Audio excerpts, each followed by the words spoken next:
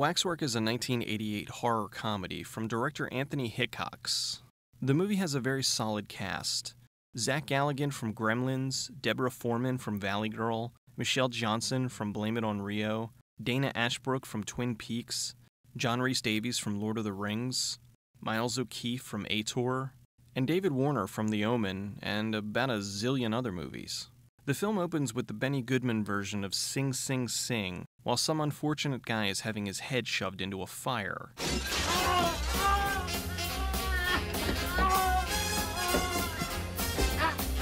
Whoever killed him seems to be robbing the joint. Years later in the same house, Mark is having breakfast with his overbearing mother. China and Sarah are walking down the street and they see a wax museum that wasn't there before. From out of nowhere, the Waxwork man shows up. I have no idea why he's dressed like this. He's either a part-time pimp or he's trying to cosplay Colin Baker. He invites the girls to a private midnight showing of the Waxwork and wants them to bring 4 friends along. Over at the local college, a professor is giving a lecture about dictators and, hold on, wait a second. Here, let me fix that for you. Okay, let me just do this here, and there we go. All right. China and Sarah invite Mark, Tony, James, and Gemma to the Waxworks opening. Tony's the comedic relief of the film, and I use that term loosely. Oh, that's gotta hurt. Oh, that's gotta hurt. Oh. As far as I'm concerned, he can't get killed soon enough. The 6 meet up later that night and head out to the Waxwork. Gemma and James chicken out and leave. A midget lets them into the Waxwork.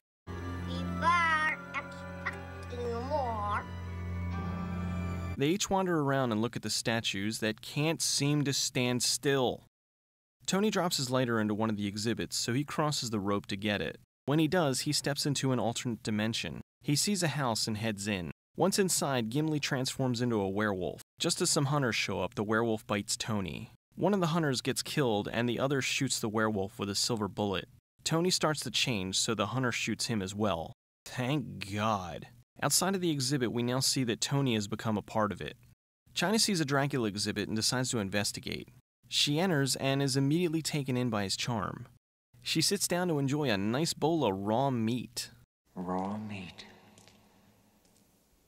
You do like raw meat.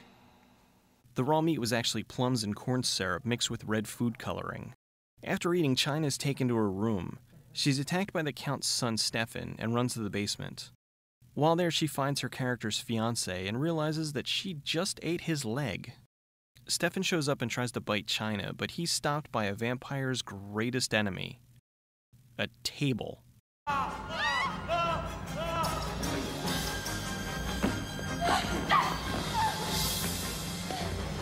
China makes a cross with some knives and kills him. Dracula's brides show up, but she kills them too. She tries to escape, but Dracula captures her and makes her another victim of the Waxwork. Mark and Sarah can't seem to find Tony and China, and the midget tells them that they left. Annoyed, they also leave. The next day, Tony and China are still missing, so Mark goes and reports this to the police. The cop takes him to the Waxwork to investigate, and for some reason they brought along a Century 21 salesman. While in the Waxwork, the cop doesn't see anything unusual, so they leave. The cop is thinking about what he saw at the Waxwork. He looks over at some missing persons flyers and recognizes some of the faces from the museum. The text on the missing flyers is the same for each victim, only the picture is different. The flyer is actually the same one from the Lost Boys. He heads to the museum to investigate further. While there, he goes into the Dracula exhibit. Since the exhibit has already claimed its victim, he doesn't get transported into that realm. He digs out a piece of China's face for evidence. The cop enters the mummy exhibit to get some more evidence, but since this one hasn't claimed a victim, he gets transported into that dimension. The archaeologist releases the mummy that goes on a murdering rampage. The cop tries to shoot it, but since the mummy is full of chocolate sauce, it's unaffected. The mummy then kills the cop and dumps him in the coffin. Mark discovers that his grandfather was the one who was robbed in the beginning of the film. He goes to talk to his godfather, who explains that the artifacts that were stolen from his grandfather belong to 18 of the most evil people to ever live. Wait a minute, this thing was real? Each artifact is used in a wax figure, and if all 18 claim a soul, then they will live again and take over the world. He tells them they have to burn the museum down. Mark and Sarah head to the Waxwork, and naturally, they go into 2 different exhibits. Sarah goes into the Marquis de Sade exhibit, and Mark goes into the zombie exhibit.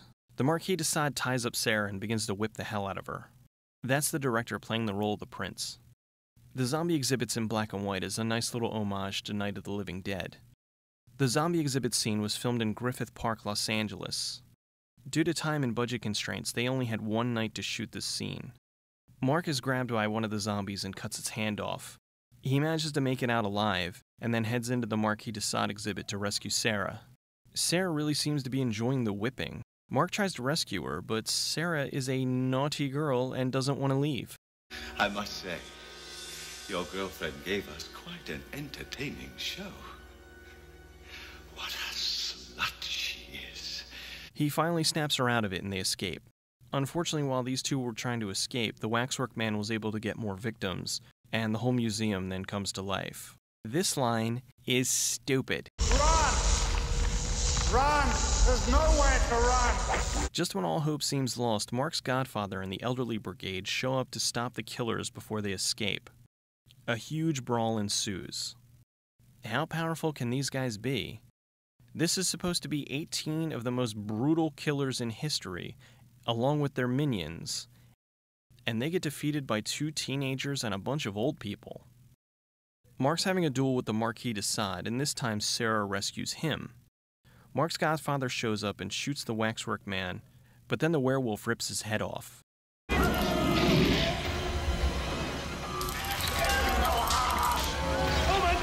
I am the werewolf! A fire breaks out and Mark and Sarah are the only ones to make it out alive. The house burns to the ground and, nope, absolutely, this is not a model.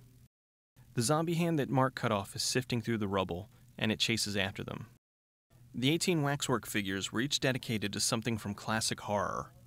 Zombies, the Marquis de Sade, the werewolf, Jack the Ripper, the Invisible Man. The hell is he doing?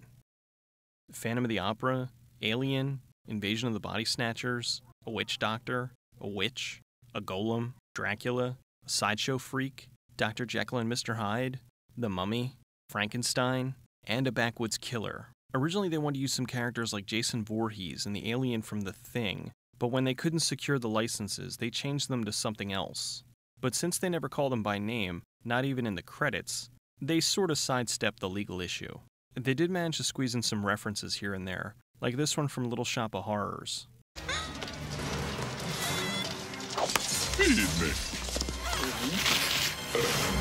In the original script, this was supposed to be referencing the Voorhees murders. Is it the actual mask? As worn by the Phantom. In the movie Curse of the Opera? They made a movie about the Phantom of the Opera. Several. Would you like a closer look? Really? Step in, please.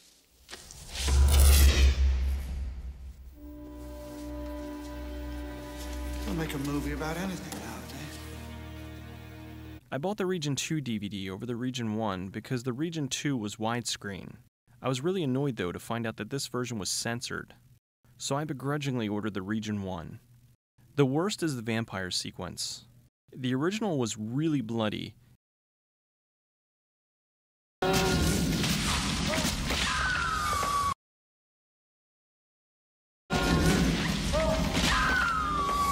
And the censored version has cuts that make it seem like it's poorly edited.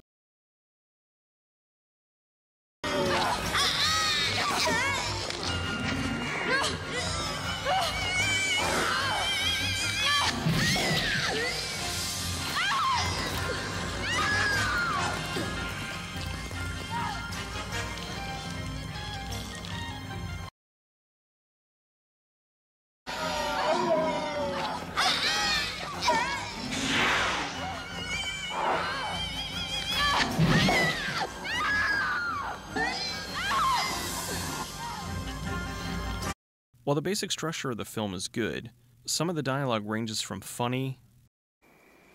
All right. Who put the acid in my drink again, China? ...to bad... I haven't had steak tartare in a long time. Steak tartare? Oh, yes. Steak tartare. ...to insufferable. But, Mom, I need the caffeine badly. Hickox wrote the film in 3 days, and with the dialogue the way it is, it really shows. Still, it doesn't diminish the enjoyment of the film, and if you can find it, totally watch it. It's a little salty, but that's all part of its charm.